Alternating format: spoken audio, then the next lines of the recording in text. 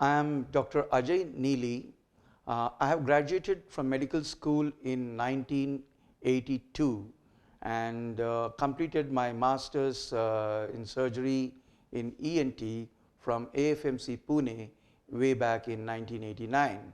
I have been working as a consultant with the Indian Air Force for 23 years, following which I took a retirement, and now I am senior consultant at KIMS. I have been a postgraduate teacher. I have been the associate professor of various teaching institutes and presently working as senior consultant at KIMS and also as an honorary consultant at Rainbow Children's Hospital, Vikrampuri. Today my topic of discussion would be voice disorders. When we say voice disorders, what we mean is anything which can cause alteration of voice becomes a voice disorder. Now let us see how this voice disorder comes up. Actually, we all have two vocal cords. When we talk, they come together. When we breathe in, they go away from each other. And while we are talking, the vocal cords keep vibrating like this. So any pathology on the vocal cords, any disorder on the vocal cords, be it a swelling in the vocal cord, be it a small little tumor on the vocal cord, be it an injury to the vocal cord, the movement of these vocal cords gets hampered, and when we say E or A, the vocal cords don't come together like this. There will be a gap between this, and so our voice does not come out properly. So when we say hello, if the vocal cords don't come together like this and there is a gap in between, then the voice comes out as hello, how are you? That is the kind of voice we get when we have a voice disorder. Coming to the voice disorders, let us see what are the things which can cause a voice disorder. Anything which can affect the structure of the vocal cords, whether it can cause swelling, it may be causing a tumor, it may be causing a small little growth on the vocal cords, or any injury to anything can affect the voice. So what are the causes of a voice disorder? The first and the most important cause of a voice disorder would be voice abuse. When we say voice abuse, if a person is using the voice excessively, like is shouting a lot, crying a lot, or if his prolonged period is using the voice, that is called over usage of voice or voice abuse. Now what happens? This happens mostly in unprofessional singers, singers who use their voice wrongly. Two, in teachers. Teachers also have to do a prolonged speaking. They also have these voice disorders. Three, people who are having chronic coughs like smokers cough. These are also the people who can develop a problem in the voice while speaking. So these are the first and most important cause of voice disorder is voice abuse. Second important cause, as I have already mentioned, is chronic cough. When there is repeated upper respiratory tract infection, coughs and colds, and the child or the gentleman or the lady is trying to talk with a cold or a cough, then also the usage of voice is wrong, and that can cause a structural problem in the vocal cords leading to voice disorder. And third very important point in the present day lifestyle is laryngopharyngeal reflex. That means the acid from the stomach and the esophagus is coming up into the throat and spilling over onto the voice box, causing a congestion of the vocal cords and a swelling in the vocal cords. This happens mostly in people who eat late in the nights and immediately lie down.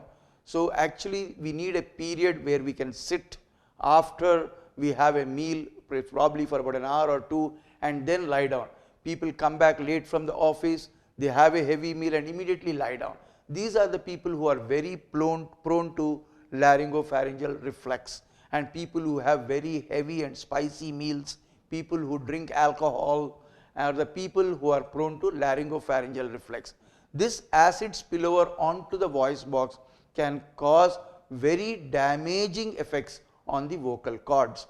And then the fourth cause is, of course, tumors. Tumors means any cancerous tumors or non-cancerous growths which come on the vocal cords can also cause a voice change. And lastly, with the present day traffic conditions, road traffic accidents and injuries to the vocal cords can also cause voice disorders. Now, what are the symptoms of a voice disorder? The most important symptom of a voice disorder is alteration in voice. Everybody would say, क्या हो गया आपका आवाज को? What has happened to your voice? Either it becomes very gruff, or it becomes very hoarse, it becomes very breathy. It could be anything. Like it would go, hello, how are you? Or it can go, hello, how are you? Anything. All these things, there will be an alteration of voice. That is the first symptom of a voice disorder. Second, frequent clearing of throat. The patient has to clear his throat frequently. That kind of a frequent clearing of throat will be there, because whatever pathology is there on the vocal cord, it keeps on oozing. Some secretions will get collected here, and the patient keeps on clearing the throat. That is a second symptom of a voice disorder. Third is cough. The patient keeps on coughing, and it is a dry, unproductive cough. That means when he is coughing, the cough is dry, no phlegm or sputum comes out. So that is the third symptom. And when the condition becomes very severe, then there is a breathing difficulty. The patient is not able to breathe. That kind of a sound will start coming there, because there is a block for the air to go in between the vocal cords. So that causes a breathing difficulty. So these are the symptoms of a voice disorder. The first is alteration in voice, second is frequent clearing of throat, third is cough, and fourth is breathing difficulty. Now what happens when there is a voice disorder in the vocal cords? A, the vocal cord swells up. 2, a small little cyst, we call it a cyst, a small little swelling can develop on the vocal cord. 3, a nodule can develop on, a small little pimple kind of a thing can develop on the vocal cords. All these things, they actually affect the movement of the vocal cords, or there might be a paralysis of the vocal cord, or there might be a huge growth on the vocal cord which is causing a hampering of the movement of the vocal cords, or it is not allowing the vocal cords to come together. So all these things can cause a voice disorder. So what do we do in voice disorder? What is the treatment of voice disorder? Number one would be to try to treat the patient conservatively. Conservatively means without any surgery. First advice is, please give voice rest. Voice rest means the patient should not talk at all. He should absolutely zip his mouth. He should not talk. He should only write in a notepad and give and take the answers. Okay, this absolute voice rest is the treatment for voice disorder. Second, frequent sips of water. He should not let the throat go dry. Third, he should not clear his throat. He should not be doing that. Fourth, he should prevent a laryngopharyngeal reflex by eating small meals and early meals and giving himself time before lying down. So that is the third thing which has to be done. So these are some of the preventive things. A, giving voice rest. B, by avoiding clearing the throat, frequent sips of water. And third is by treating the laryngopharyngeal reflex. How do we treat laryngopharyngeal reflex? By some kind of antacids and anti-reflex medicines. So once we treat this, we give the patient time for about 3 weeks to 4 weeks. 3 weeks to 4 weeks, if the patient has recovered, well and good. Otherwise, if we still see the pathology like a small nodule or a cyst or a polyp or a growth on the vocal cords, then we have to do a surgery. The surgery on the vocal cords is called phonosurgery or microlaryngeal surgery. It is done through the endoscope, through the mouth only. There will not be any external cuts anywhere. It is a daycare procedure. You can come in the morning and go back in the evening. It is done under general anesthesia.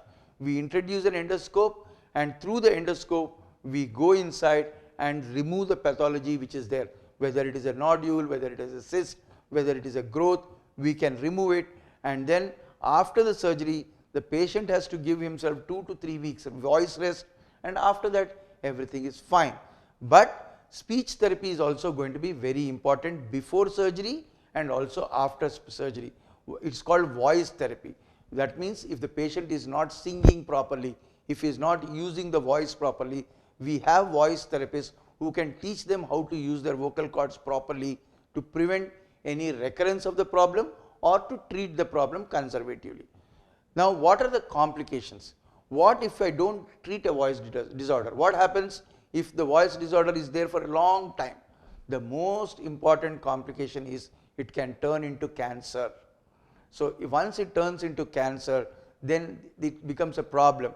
The first stage and second stage of vocal cord cancers can be treated with radiation or surgery, but the third and fourth stages require a combination of treatment, and the prognosis, that means the recovery chances, are less than when it is in stage 1 and stage 2.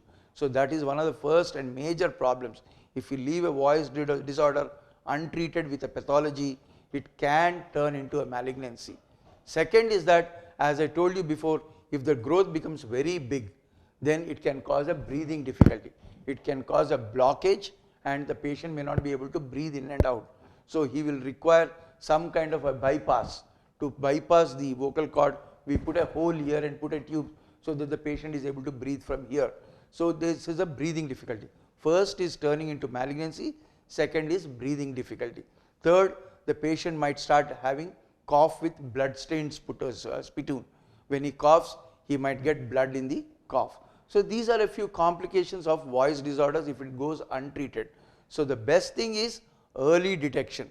When you have a voice disorder, first go to the ENT specialist as early as possible, so that he can detect what is the problem and he can tell you what is the prevention for it, how to treat it. So first, as early as possible, when you have a voice disorder, please go to your ENT surgeon. He will examine your vocal cords and then tell you what is wrong. He will guide you and advise you as to how you have to change your lifestyle, your usage of voice. He might refer you to a voice therapist. Please undergo voice therapy for 3 to 4 weeks for a good improvement. Then change your lifestyle habits, change your diet. If all these things don't work in 4 to 6 weeks, then the ENT surgeon would like to operate on you. Once he operates, the voice, most of the time, almost 95% of the times, it reverts back to normal. But remember, immediately after surgery, the patient has to give himself voice rest and he has to continue with voice therapy. Once all these things are done, and the patient can have an absolutely normal life. Thank you.